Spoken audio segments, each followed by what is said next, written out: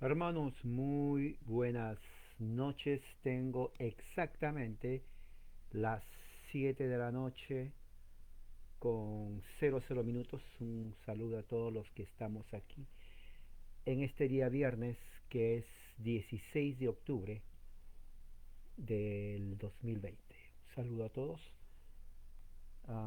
Me pueden decir si me escuchan bien. Saludos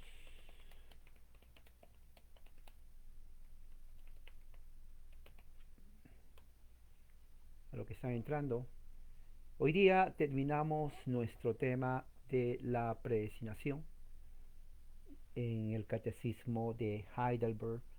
Ha sido realmente muy bueno, se aprende mucho, es un tema que siempre está en estudio y al mismo tiempo eh, parte de la teología cristiana reformada. Entonces hoy día se termina con las últimas eh, diría, bueno, es dentro del capítulo de la iglesia, pero tiene subdivisiones, las subdivisiones eh, 8 y 9. Saludos a Alma, que está integrándose.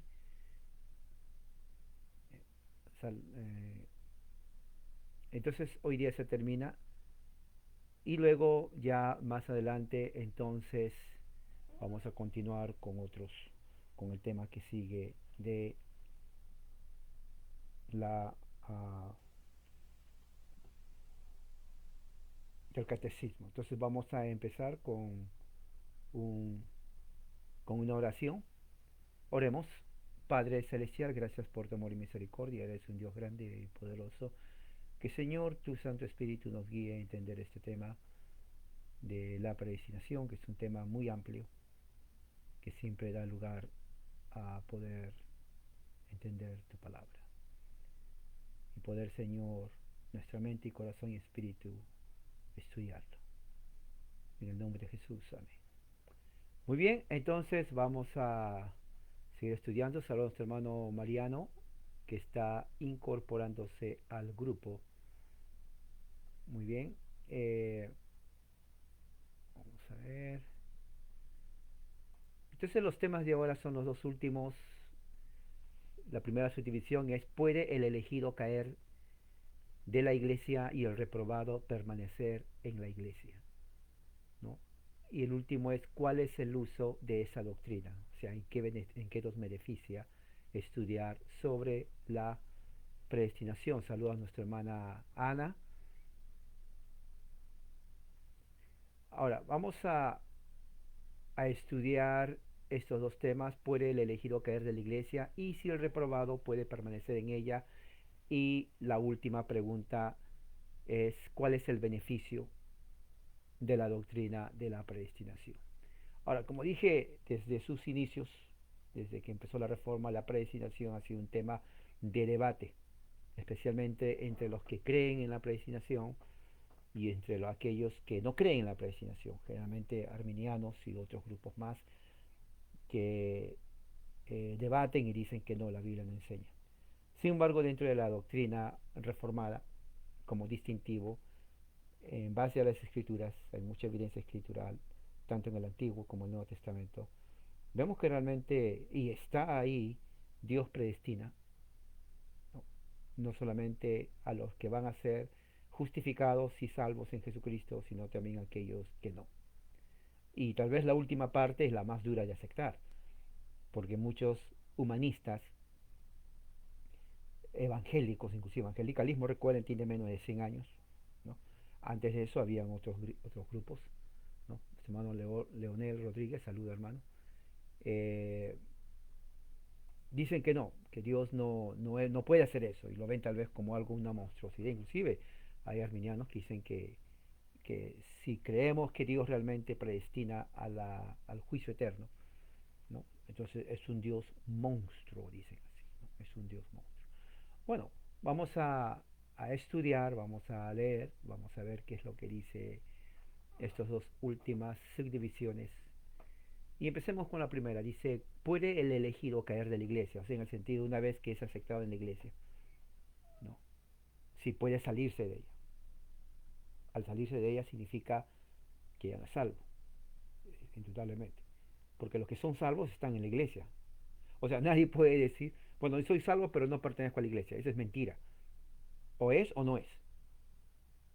Y por lógica, el que es salvo está en la iglesia. Porque iglesia es, viene la palabra coger, o sea, está en el pueblo de Dios. O sea, no hay nadie que diga, vamos a hablar de pueblo, porque iglesia, aunque mucho se habla, tienen la mala idea de lo que es iglesia. Iglesia es pueblo de Dios, ¿ok? Vamos a hablar de pueblo de Dios. Español. Iglesia es griego. Recuerden, iglesia es griego. Ok, voy a ponerlo aquí. Iglesia es griego mal hablado. Porque eso es. ¿Ok? No es realmente español, es mal hablado. ¿Ok? Es mal hablado. Y así hay cantidad de palabras que es en griego, pero mal hablado. Pero en fin, el que no es salvo no está en el pueblo de Dios. Eso es así. El que no es salvo no está en el pueblo de Dios. Porque el pueblo de Dios está compuesto de los que son salvos. ¿Ok? La iglesia invisible, digamos. Ahora, muchos pueden decir, bueno, ¿qué pasa con la iglesia visible? Es cierto. Bueno, como nosotros, como siempre digo, no tenemos rayos X, no podemos decir, este es salvo, este no, no sabemos.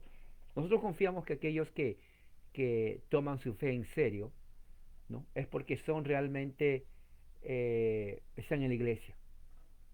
O sea, no podemos ir a una iglesia y decir, este parece que no es salvo. No podemos hacer ese juicio. Eso se lo deja a Dios. Eso se lo deja a Dios. Es muy importante eso tener en cuenta. ¿Ok? Ahora, que si bien es cierto, tal vez la actitud, la conducta nos hace pensar y decir, bueno, este parece que no se porta, bueno, eso es otra cosa. Pero llegar a la conclusión de decir no, no es, al menos que la persona, como hay casos, renieguen de la fe. Renegar de la fe cristiana es decir, niegan, se salen, renuncian a la fe. Entonces ya, bueno, renunciar a la fe porque no está apostatando de la fe. Eso se llama apostatar de la fe. Pero si sucede eso, como dice Juan, salieron de nosotros, ¿no? Pero no eran de nosotros. Porque si hubieran sido de nosotros, se hubieran quedado nosotros. Ahora, esa frase lo utilizan los evangélicos para ellos. Pero el evangelicalismo no tiene desde el tiempo de los apóstoles. Eso nació en los Estados Unidos hace 80, 90 años. Entonces, cuando alguien sale de su secta, del evangélico pentecostal, dice, bueno, si fueran de nosotros se hubieran salido. Es falso. Porque evangelicalismo y pentecostalismo no existían antes. O sea, cuando Juan habla de eso, no habla de evangélicos. No habla de eso. ¿Ok? Eso que se quede bien en claro. ¿Ok? Recuerde, si usted es evangélico en los 80, el evangelicalismo llegó a México en 1920 más o menos. O 30. Por ahí estuvo. Usted tal vez no nacía hasta 40 años después. Y cuando nació no se hizo evangélica. Usted se hizo evangélica no sé en qué año, los 80, los 90. ¿Ok? Pero antes de eso, siempre hubo cristianismo por 2000 años. Entonces, cuando se habla de salir de la fe, es apostatar de la fe cristiana en realidad, no de una secta. ¿Ok? O sea, si alguien sale de una secta pentecostal, no está apostatando de la fe. Es muy diferente. Al menos que apostate del Señor. Pero si no dice, ya no quiero estar aquí, o se fue al mundo. No, no se fue al mundo. Simplemente no quiere estar en esa secta. Ya está. Así de fácil. Así, nada más. Así es. Porque el metodismo nació en 1906, no llegó a Latinoamérica hasta después, todavía, 1920, 30, ¿no? Y usted no nacía, ni yo tampoco. Sus padres tampoco fueron pentecostales ni evangélicos, ¿no? Así que no, hay que tener la perspectiva correcta en ese aspecto, ¿ok? Hay que tener la perspectiva correcta. Entonces, vamos a analizar. ¿Puede el elegido salirse de la iglesia o caer de la iglesia y el réprobo permanecer en la iglesia? Los elegidos, cuando están una vez verdaderamente en la iglesia de los santos, o en el pueblo de Dios, pueden de hecho caer algunas veces. Ahora, Caer no significa que se salen del pueblo de Dios. O sea, nadie puede decir, bueno, estoy en el pueblo de Dios hoy, pero mañana me voy a salir un rato por 3 horas del pueblo de Dios y luego de las 3 horas regreso al pueblo de Dios. No, no existe eso. ¿Ok? No existe eso. Una vez que estamos por el pacto en el pueblo de Dios, entonces ahí estamos. Ahora, todos nosotros no somos perfectos, somos humanos. Eso implica de que en nuestra imperfección, por más que estemos en el pueblo de Dios, vamos a cometer error o pecado o algo que no está bien. Entonces, ¿a eso significa entonces que nos estamos separando? No, definitivamente no, ¿no? Porque siempre existe la restauración en el pueblo de Dios, ¿no? Hebreos dice, Dios al que ama castiga, dando a entender de que como hijos de Dios, Él es nuestro Padre, Él nos castiga cuando hacemos algo mal. Pero recuerde, no es un castigo de juicio, sino de corrección. Estamos en su pueblo, somos parte de Él, pero Él nos corrige, que es muy diferente. Eso no es apostasía. ¿Okay? Pero los réprobos o hipócritas finalmente se salen de la iglesia, ¿no?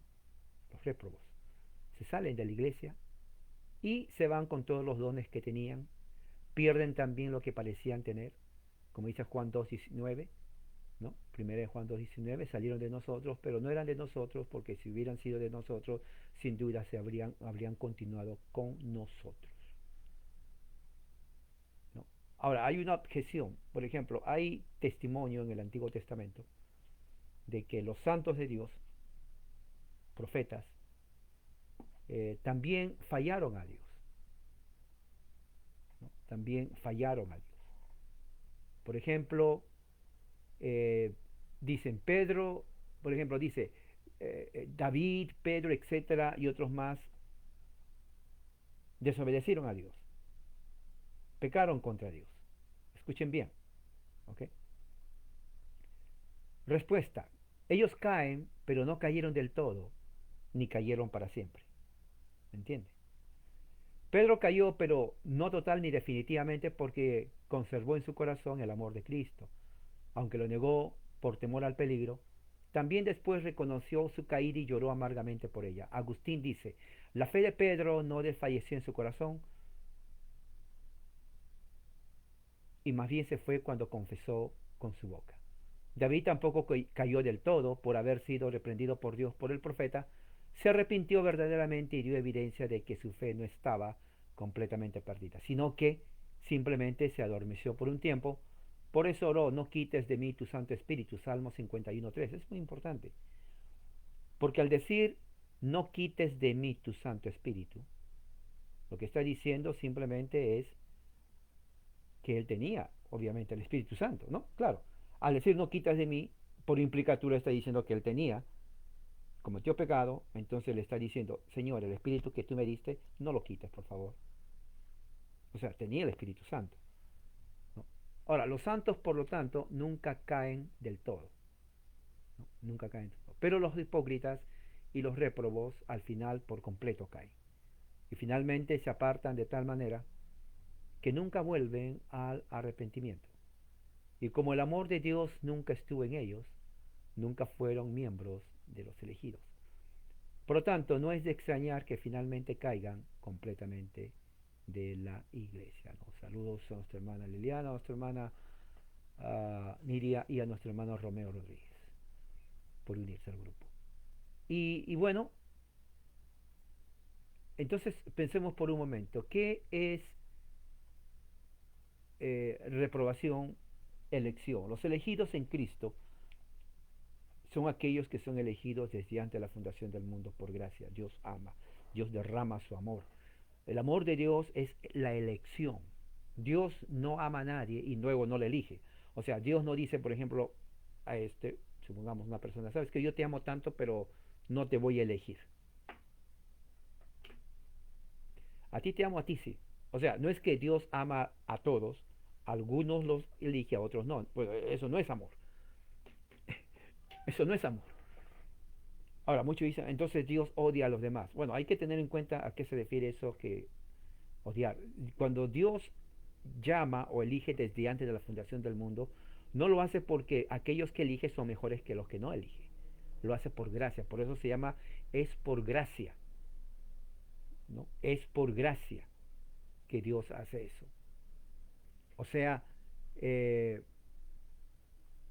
es muy importante que hagamos esa diferencia.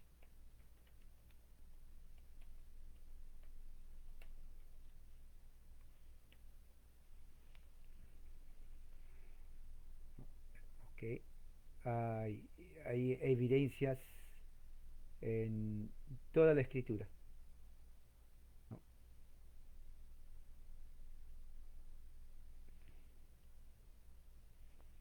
Hay evidencia en toda la escritura que eh, Dios escogió a su pueblo no porque era lo mejor, sino por amor.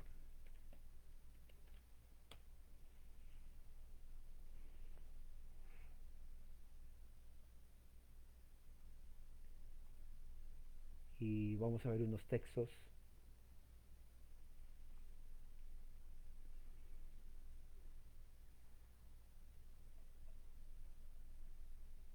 En Deuteronomio 7, 6 al 8.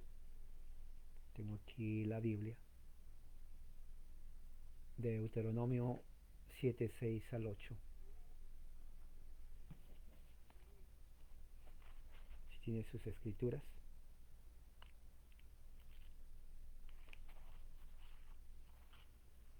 Dice, porque tú eres pueblo santo para Yahweh tu Dios. A ti te eligió Yahweh, mire, eligió de entre todas las naciones que están sobre la tierra para que le seas un pueblo amado. ¿Se dan cuenta? O sea, elección está relacionado al amor. Dios nunca elige a alguien que no ama. Y cuando ama a alguien es porque le elige. ¿Ok? Mira lo que dice. De entre todos los pueblos, entonces Dios eligió a todos. ¿Ok?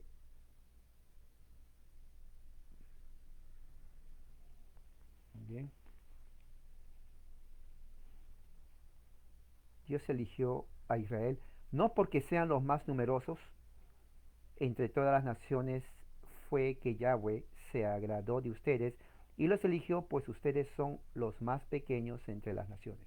O sea, si se dan cuenta, la elección de Dios de Israel no tiene nada que ver porque eran mejores o más numerosos.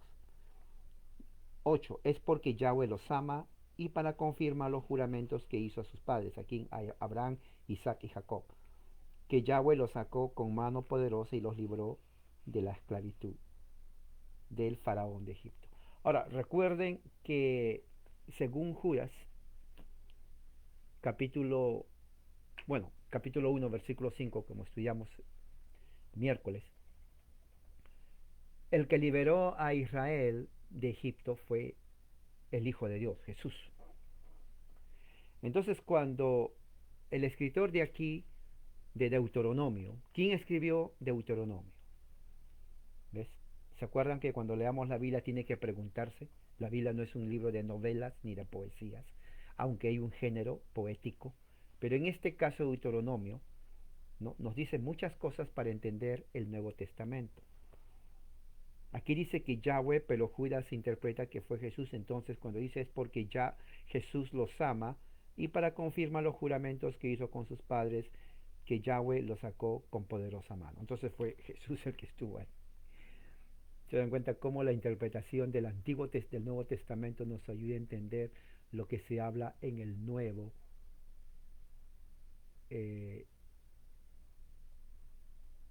Testamento, el Nuevo Testamento, lo que se habla en el Antiguo Testamento. Entonces vemos aquí este pasaje de Deuteronomio, que la elección de Israel también fue por gracia.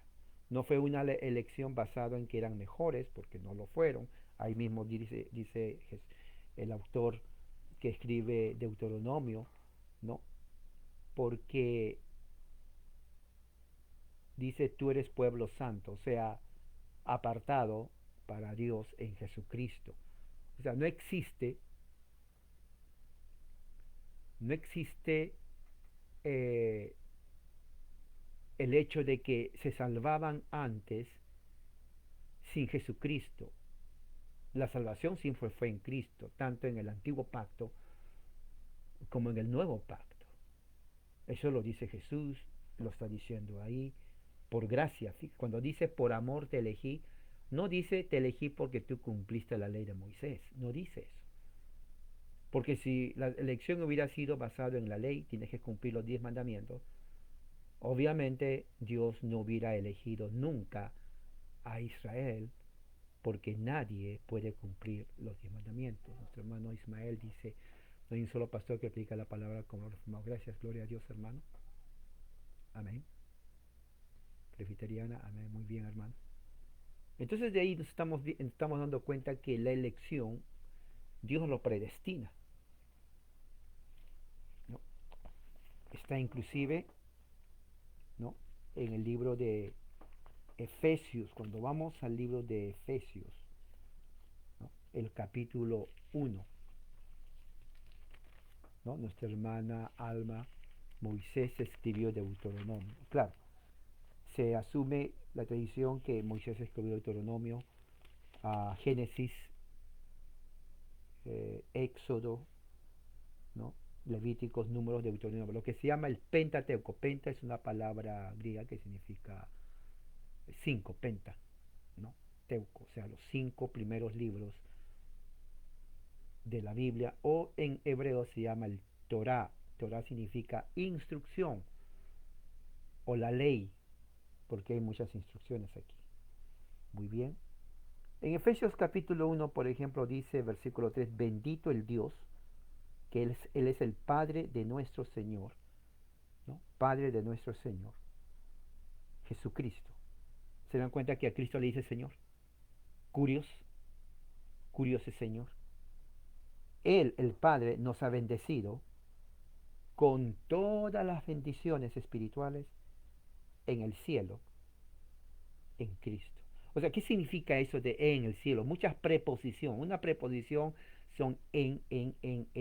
Siempre dice Pablo, en Cristo, en Cristo, en Cristo. No hay nada que el Padre no haya hecho si no fuera en Cristo. Todo es en Cristo. O sea, si alguien le dice a usted, bueno, yo creo en Dios sin Cristo, entonces no cree en Dios, es una fe vana.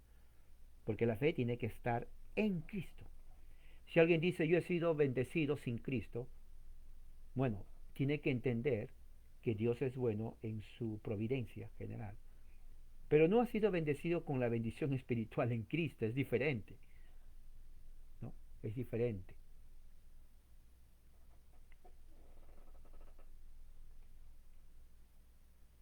Exacto, este hermano Ismael habla así. Sí, la gente se ofende, ¿no? Porque va en contra de su creencia popular.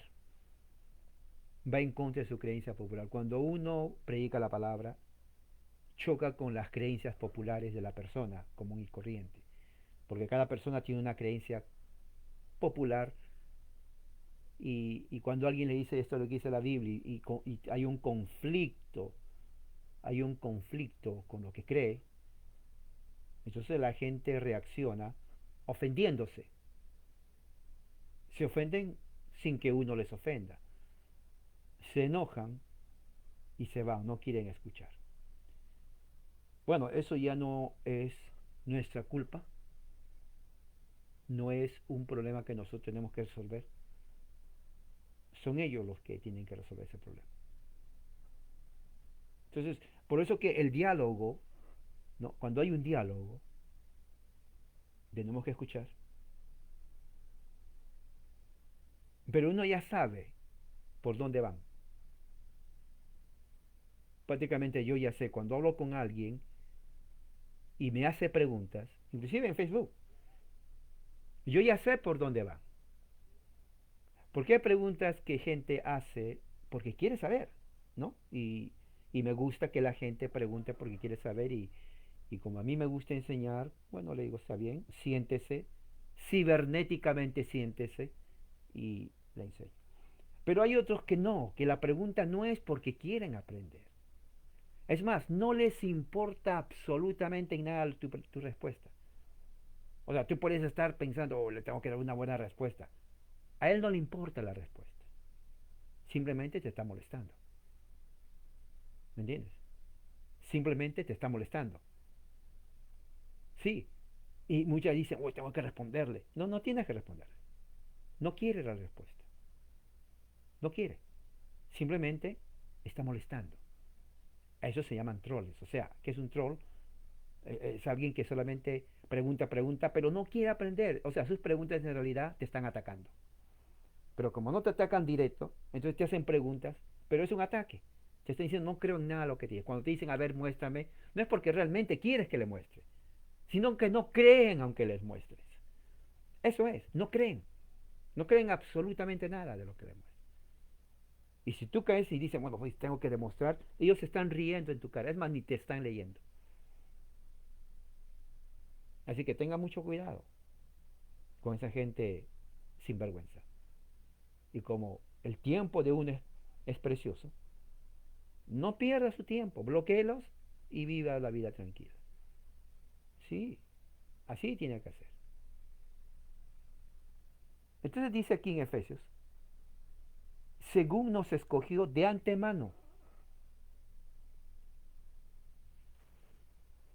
en él antes desde que el mundo fuera establecido.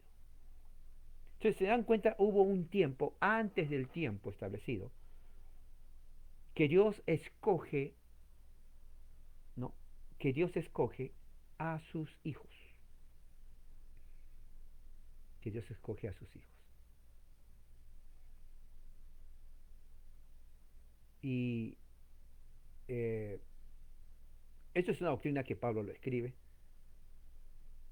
Esta es una doctrina que explica acerca de la predestinación. Dice, nos escogió antes y nos predestinó, versículo 5, en Él con amor, o sea, en Cristo. Y nos adoptó como hijos por medio de Jesucristo, otra vez en Cristo, según el beneplácito de su voluntad. O sea, ¿por qué nos eligió? Porque Él quiso hacerlo. Porque le dio la buena gana a Dios, así hablando en términos, le dio la buena gana de hacerlo. ¿Y qué? ¿Y qué? Él es Dios.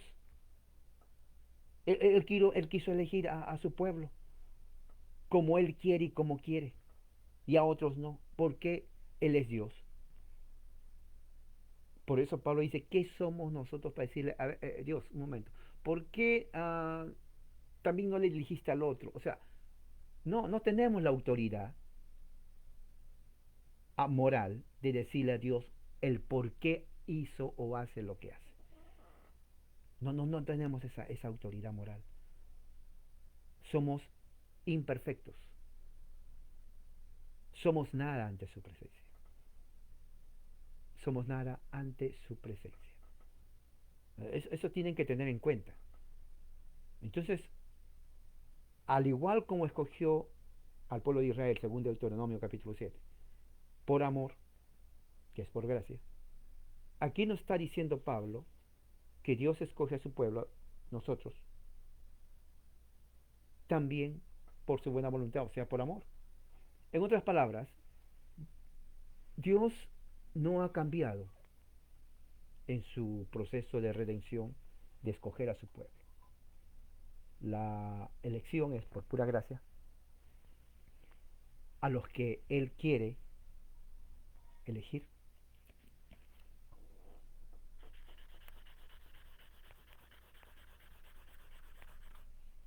Y bueno, de esa forma es como Dios opera. Y a los que no les elige, no es porque es malo, sino como dice Judas, ¿no? Vamos a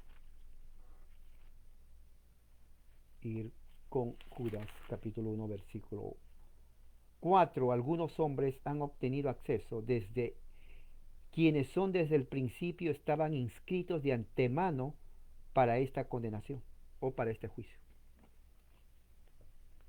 Entonces, mientras Efesios, Pablo habla acerca de los electos en Cristo, Judas 1:4 está hablando de los réprobos, de aquellos que han sido determinados, predeterminados por Dios para la condenación. ¿Se dan cuenta cómo la Escritura nos da esa enseñanza? Entonces, el elegido comete errores, comete pecado, es desobediente, pero no cae de la gracia de Dios, no sale de su iglesia, los verdaderos. El réprobo sí, porque es réprobo, porque no ha sido elegido, porque por su dureza de corazón.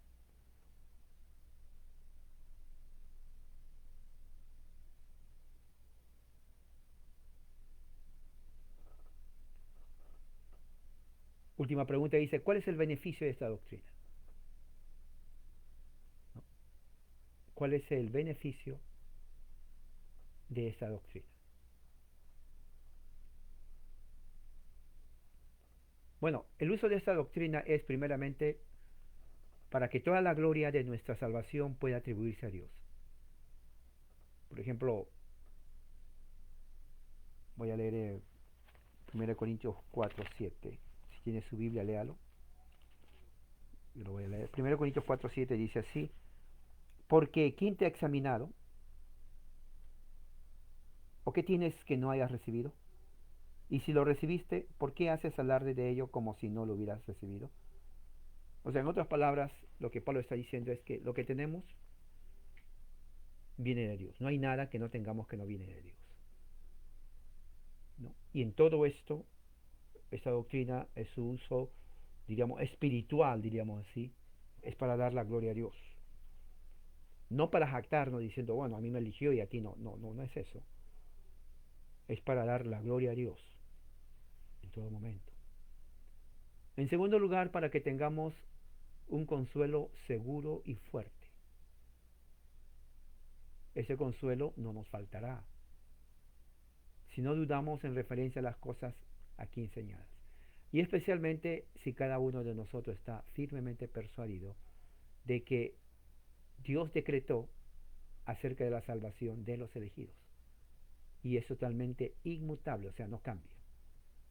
Y también que Él mismo es uno de los elegidos, un miembro vivo de la iglesia invisible y que nunca se apartará de la comunión de los santos. Entonces, con esto se termina prácticamente esto de la... Con esto se termina. Quiero que escuche bien el tema de la predestinación, es un tema muy importante. Ahora, la predestinación es bíblica, estamos leyendo textos, inclusive desde Israel. Desde Israel. El que niega la predestinación tal vez tiene una caricatura de Dios que no es el de la Biblia. Dios no es un monstruo solamente por el hecho de que escoge a algunos y a otros no, porque en realidad no está, sería un monstruo, digamos, si es por mérito, y el que está y el que hace mejor mérito, Dios no lo elige, y elige al que hace menos mérito, entonces ahí sería injusto Dios. Pero Dios no hace un concurso de méritos y basado en méritos Él escoge a otros, no hace así. Él lo hace por amor, porque por buena voluntad. Y obviamente aquellos que no son elegidos, pues no son parte de su pueblo. Entonces, el beneficio es primeramente que es, número uno, dar la gloria a Dios, ¿no? Siempre dar la gloria a Dios en esto. Y número dos, de que estamos seguros, ¿no? Por esta elección, de que Dios no va a cambiar su plan de elección. No va a decir, bueno, me arrepiento de haber elegido a fulano o a sultano. No, Él no es un Dios que cambia, porque eso es ya decreto de Dios. O sea, no se puede, Dios no puede retractarse en cuanto a sus decretos. Lo que él decretó, eso es. Y cumple eso, ¿no? Cumple eso. Y la gloria al Señor. O sea, esa doctrina de la predestinación, entonces, nos tiene que llevar a dar la gloria a Dios en todo sentido, en nuestras vidas.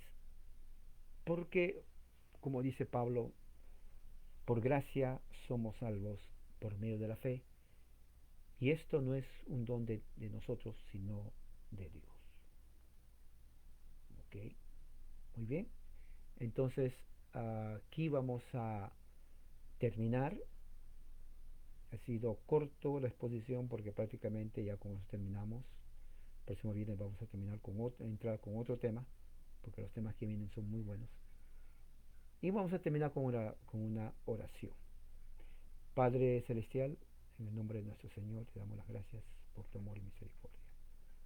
Padre Santo, gracias por habernos enseñado tu palabra durante este tema de la predestinación, que ha sido de mucha ayuda para mis hermanos, para los que se han unido, y que al mismo tiempo, Señor, ellos puedan crecer en el conocimiento de la verdad, según el ejemplo que nos da Jesús. Y en su nombre oramos. Amén. Muy bien, hermanos, entonces con esto terminamos.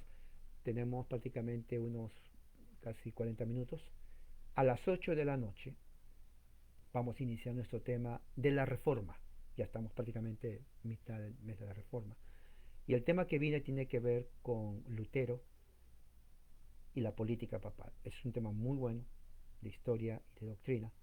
Así que les invito a las 8 de la noche, mi hora. Tengo las 7 de la noche con 37 minutos. Tengo unos prácticamente 22 minutos más. A las 8 voy a entrar aquí mismo a hablar sobre el tema de Lutero. Es un tema que yo les invito a unirse con nosotros. Puede ir a tomar un café, un té caliente o algo y regresar en 20 minutos. En 20 minutos voy a estar aquí para empezar entonces el tema de Martín Lutero. Entonces terminamos este tema, que la gracia de Dios sea con todos ustedes. Amén.